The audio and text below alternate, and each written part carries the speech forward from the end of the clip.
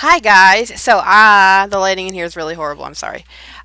So I wanted to. This is my daughter Fiona. Baba. Went to microphone. Sing. Oh man, that makes noise.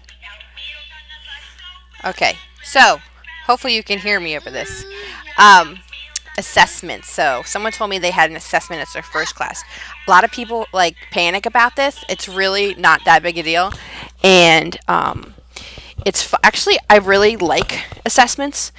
So you just do what it says. It'll tell you. You can open up the feedback as you're testing them, and do it as you go. You will probably finish early, and that's normal. Don't feel like it's going to take the whole class because it won't. So some things that I do afterwards is the first thing that VIP Kid wants you to do is some assessments. They'll say, oh, do you? It'll ask if they have their project, like they were assigned a project the class before in several classes before. Promise you they won't have it done. So then you can kind of go back to the beginning of the assessment and kind of work with them. Like if they were supposed to make a poster, just be like, what would you say in your poster? Like ask them the question that's in the assessment. Ooh, the lighting got better again.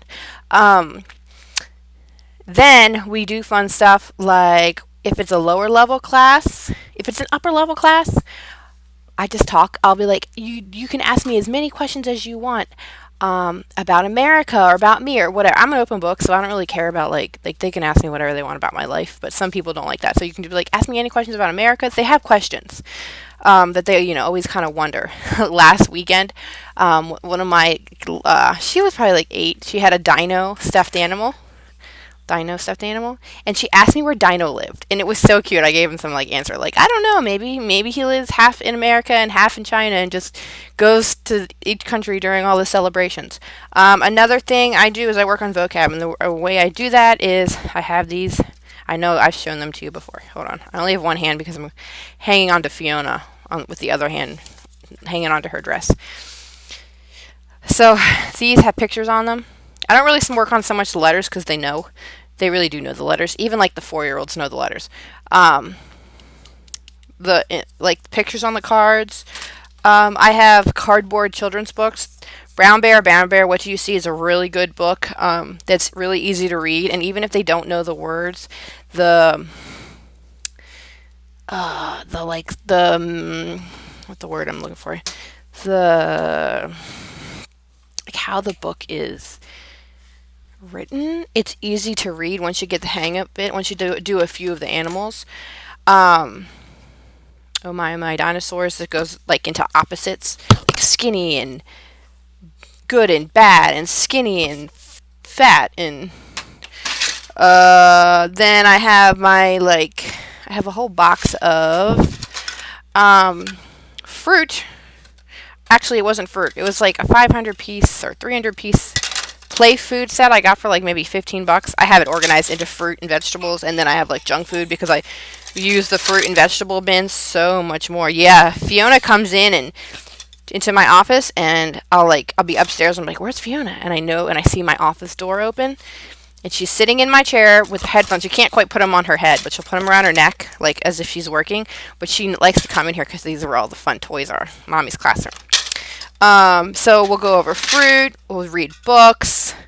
If there's really only maybe 4 minutes left, I'll play the last slide of every class. Whatever. There's a blank white slide, and we'll play tic tac toe. If there's really not that much time, we'll just play a regular game of tic tac toe.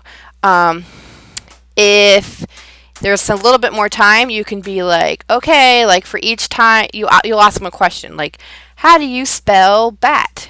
And then they can spell bat, or you can use the vocab and be like, what is this? And if they can tell you, then they get to put an X down, and then you put an O down. I've done it where I like a spelling game. How do you spell this?